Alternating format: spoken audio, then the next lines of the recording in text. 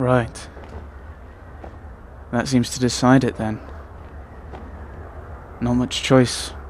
I'm becoming a Grey Warden. What did Duncan want us to do? Find Alistair, I think it was. Suppose I should do that then. Right, hello everyone. We're back here in Ostagar after a slight diversion based on a vision, dream. I don't know what that role-playing was. I think a vision might be a good way of saying it. Or maybe it's just what Gaheris thought could happen. I don't think that would be the case, because that would be very egotistical of him. So I'm guessing it's a vision as to what will happen if he doesn't become a Grey Warden. You must be the Grey Warden recruit that Duncan brought. Indeed I am. This place hasn't seen such bustle in centuries, I'll wager. Need a hand getting anywhere? Well, I'm looking for a Grey Warden named Alistair. Try heading north. I think he was sent with a message to the mages. Okay. I'll be on my way then. Good luck to you then. I think, because I don't think we'll have ever been to Ostagar before. So, ooh, nice little valley there.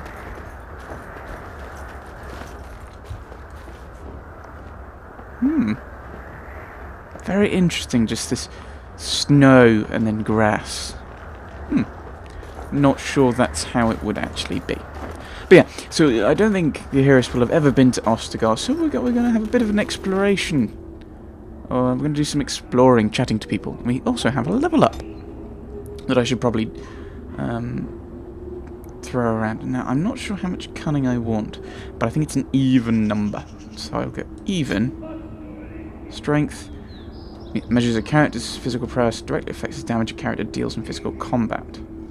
So that's how much damage we do. In particular, if they wish to wield two-handed weapons, but it's also critical for rogues. Dexterity, that's, yeah. We need that for our two-handed, our dual weapon. Willpower. Gives us more stamina. Magic. Ooh! Affects how effective potions and poultices are. Constitution is hit points, so we'll put 2 in dexterity. Oh, we can't do that until we're level 4. Get that? But can we up our coercion? Oh no, that's a talent, isn't it? So we can boost our dual weapons up with dual striking. When in this mode, the character strikes with both weapons simultaneously. Attacks cause more damage, but the character cannot inflict regular critical hits or backstabs. We'll give that a miss. Dual weapon sweep. The character sweeps both weapons in a broad forward arc, striking nearby enemies with one or both weapons and inflicting significantly more damage than normal. That's quite useful. I'm probably not going to pick any archery because Liliana, who I probably will end up using a lot. If you don't think Liliana's my favourite character, you haven't watched my videos through Darkspawn Chronicles. She was my favourite character last time, my favourite companion. So I'll probably use her, and she's primarily an archer type. So I will go for a slightly more dual weapony. Or is she more of a mix? I can't remember. Oh, you get it quite early, so you'll probably get the choice. Might also be worth looking through these. So we want that. The dual weapon finesse. 2 weapon fighting in a bonus to critical damage. That would be quite nice as passives. Wow. Urges among those able to wield full-size weapons in both hands. Ooh. So I definitely want to get up here. So that's level 12. Passives are always nice, I feel, because they don't take anything. We'll go with the dual weapon sweep. Play. I keep wanting to move the camera with the mouse because I've been playing Mass Effect. Unsurprising considering it's a Let's Play, but this is a way of doing it. So, ooh, a tent. Royal Enclave. It is Enclave. Is it? Yes, Enclave. The King's Guard. Greetings. King Teyrn is not in his tent right now. Oh? Do you know where he is? I believe he's with the Grey Wardens in camp, drinking. He holds them in high regard, you know, as his father did. Alright. Well, you must see him a lot. Tell me about the king. I suppose I do, though he's spending most of his time with the Grey Wardens. He rides with them wherever they go, in fact. Teyrn Loghain sees the king whenever he can and argues with him over coming battles, but the king just waves him off. The king wants to end the Blight with a single huge battle the bards will sing of for centuries. Do you think that's possible? I don't know. Yeah. It'd be nice. Have that one moment of glory, but how should I know? I thought Grey Wardens knew all about the Darkspawn. The king thought it was funny that Teyrn called him reckless, and they fought about the queen. Oh? I didn't know Kenan was married. As the son of the only Teyrn, I'm guessing I would have probably been at the wedding. That'd be my guess. And again, how old would Gahirus be at this point? Because he probably wouldn't have really cared. But he'd probably know they were married. The queen? She's the Teyrn's daughter. He wasn't happy about something she did or the king did, I'm not sure. I probably shouldn't discuss it. Indeed. Well, I should go then. As you wish. Don't want to get you in trouble. Right. Let's have a gander up here.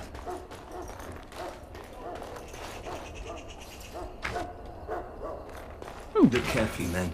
This wretched thing is a darkspawn. Is it? They're strong and cunning and smart, but don't listen to those old wives' tales. They can be killed. Stick them with your sword enough, and they go down. Their blood is black as sin and poisonous. Ugh. Don't even touch it. Okay. You get tainted with that blood, and you may as well slit your throat. We've lost many dogs already. Had to muzzle them to keep them from biting. Oh no! It's a long and painful way to die. No, Chester! No! Right. Yes, we've seen them already in our Let's Play. People! This is supposed to be the battle that sends these Darkspawn back underground. You believe that? No. I don't know what to believe. We've won every battle, but there's more of them each time. Makes you wonder if them Grey Wardens are right. Hello. I don't want to think about that. Sounds like the perfect time to get drunk, if you ask me. After the battle. After the battle, not before. It's probably a good idea. Chest. Darkspawn, different kinds. We're getting reports of things we've never even heard of. Our short friend here, for instance, is something called a genlock. Barry! They're pretty common in the Horde, but we've seen others much larger. We don't know Or was where Barry these the new ogre? Darkspawn are coming from, or what they can do. I All don't I know. can say is to use caution. They're on. Yoink. We've seen that one die once they bleed enough. Can't remember the characters. Can't remember the names I gave them in Darkspawn Chronicles. The Archdemon was Jim. Someone was Barry. I think there may have been a Paul as well. Because I may have made a Chucklevision reference. Oh yeah! Yeah, the Genlocks were Paul and Barry, I think. I'm really overthinking this. I don't need to think about these things again. Loghain's guard. Right. You approach the tent of Teyrn Loghain. State your business. Is the turn inside? What is he doing? He's inside, but I don't think it's my place to discuss his activity. Should I ask for an audience? I think I'd have the confidence to do it. My father was a turn, of course. I would like an audience with the turn, please. I suppose you have a message for him. Hold on then. Not really, but I want to get him on. Want to talk to him. Yes, what is it? Oh, you're Duncan's new Grey Warden, I assume. Surely his first reaction would be, "You're Bryce's boy," because I'm guessing, as a turn, he would have had to have, even if he, because I think he was he? I don't think he was raised to nobility rather than being born into it, but I still think he'd have had to spend time with functionaries and nobles and stuff. It's like, how do you know that? His Majesty could not contain his excitement after your meeting. How could I not hear about you? Kaelin's fascination with the Wardens goes beyond the ordinary. Are you aware his father brought your order back to Ferelden? Right, and if Kaelin is so excited about the fact that I'm a Grey Warden, surely he would say, "Oh, it's the Kuslan boy, it's the Kuslan's youngest son. He's becoming a Grey Warden, this is so exciting!" But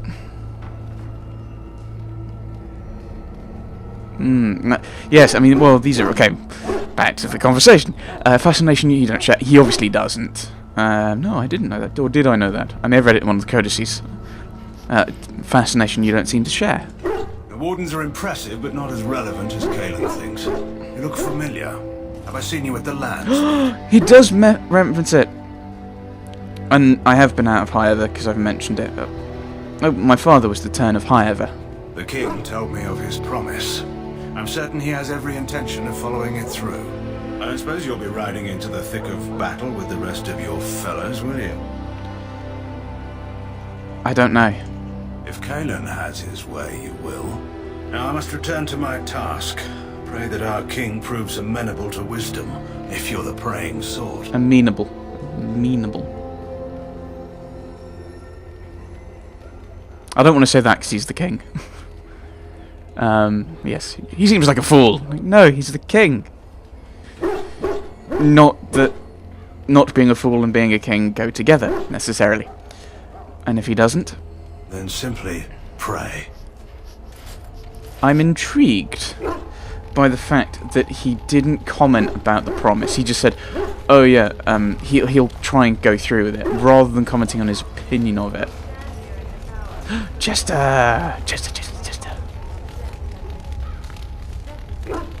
I was expecting an actual happy bark, but whatever. Duncan. You found our tent, I see. Is there something you need? I don't know. I have some questions. Alistair can help you with those. I had hoped he would be back by now. Okay, I'll go and find him. Eventually. A knight! It's good to have Grey Wardens amongst us. With their help, perhaps we can push these things back underground for good. Okay. You there, elf. What's your name? It's Pick, sir. Go tell Teyrn Loghain that the war party's ready to begin scouting. We'll send word if we find anything amiss. Yes, sir. Right away, sir. Isn't Fergus scouting? Oh dear.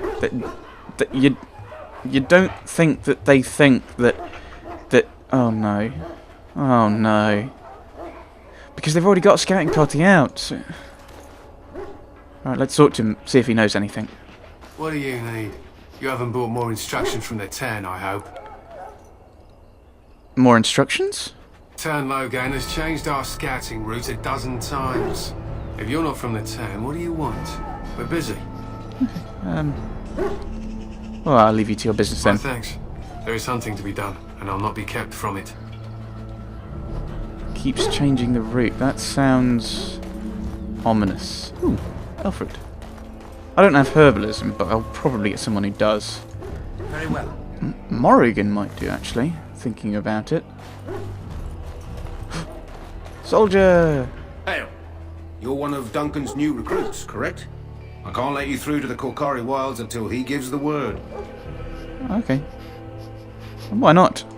The Korkari Wilds is a dangerous place. More so now that it crawls with darkspawn.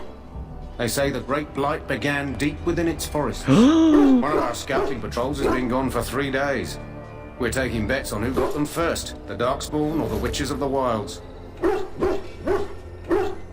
The Witches of the Wilds? Because this is down south, and so we're up. Because I'm from up north, I probably wouldn't know much of the southern folklore. It's a bit like I'm not brilliantly au fait with Cornish stuff. I mean, I think they had like tappers in the mines and stuff, but beyond that, not hugely brilliant with it. I know a bit more about Welsh legends and stuff. Sorry, wild tangent. The Witches of the Wilds? Oh, sure. There's an old legend in these parts about Flemeth, the apostate sorceress who conquered this area centuries ago. She united the chasing barbarians and invaded the farmlands. That's when the great hero, Cormac, destroyed her army with his. Took her head right off, so they say. Her daughters survived and became the Witches of the Wild. Tales tell of them plaguing this area since, mostly superstitions, stealing babies and spoiling milk. Standard witchy things. So why mention them, if it's just superstition? Spend enough time here, you'll get an earful about those witches. Locals blame them for near everything. At any rate, that's why Duncan doesn't want you wandering out without his say-so. And I probably wouldn't want to either. Well, Fergus is out in the wilds. Or was, or could be, or... I don't know anymore. Wounded soldier. Are you alright, mate? I can feel it inside me. That must be the tainted blood they were talking about. In the name of Andraste, I bless you today. May you find favor in the Maker's eyes.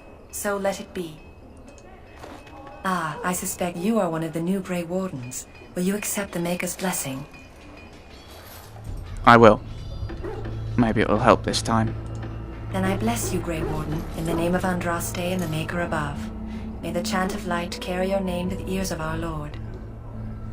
By the way, what I meant with that is before, in back in the origin story, of course we had we prayed in the chapel, and well, that didn't really do anything, did it? Because we were still betrayed. That's what I meant by that. Scroll and a codex, the chant of light, and what it says upon the blight. No matter their power, their triumphs, the mage lords of Tevinter were men and doomed to die. Then a voice whispered within their hearts, "Shall you surrender your power to time like the beasts of the fields? You are the lords of the earth. Go forth to claim the empty throne of heaven and be gods." In secret they worked magic upon magic. All their power and all their vanity they turned against the veil, until at last it gave way. Above them a river of light, before them the throne of heaven, waiting. Beneath their feet the footprints of the Maker, and all around them echoed a vast silence. But when they took a single step toward the empty throne, a single voice cried out, shaking the very foundations of heaven and earth. "And so is the golden city blackened, with each step you take in my hall. Marvel at perfection, for it is fleeting. You have brought sin to heaven, and doom upon all the world. Violently were they cast down, for no mortal may walk bodily in the realm of dreams.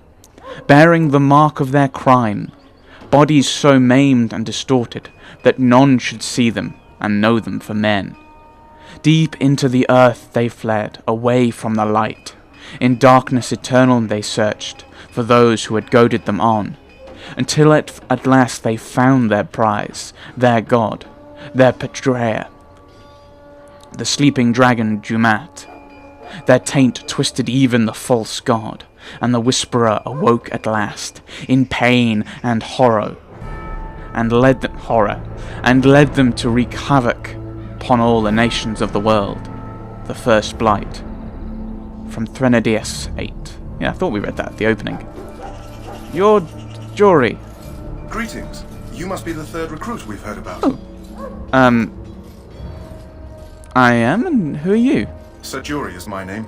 I hail from Redcliffe, where I served as knight under the command of our layman. Oh. You have the bearing of a man who knows how to fight.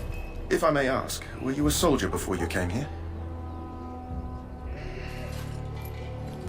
I was not a soldier, but my father did train me to fight. Are you a nobleman? I am honored to be in your company, my lord.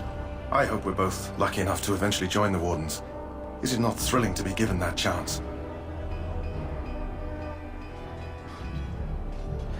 Three's kind of how I'm feeling roughly. It wasn't really a choice or a chance. No, I'm a nobleman. I've got to put a brave face on it, haven't I? I'm looking forward to it. I fought hard to get here. Impressing Duncan was not easy. Tell me, has anyone told you what this joining ritual entails? I was about to ask you the same thing. It's all a big secret, apparently. I never heard of such a ritual. I had no idea there were more tests after getting recruited. I suppose since you're finally here, I'd best get back to Duncan. I shall see you there. Okay, I think I'm doing this slightly out of order, because I think you meant to go to Alistair first, but whatever.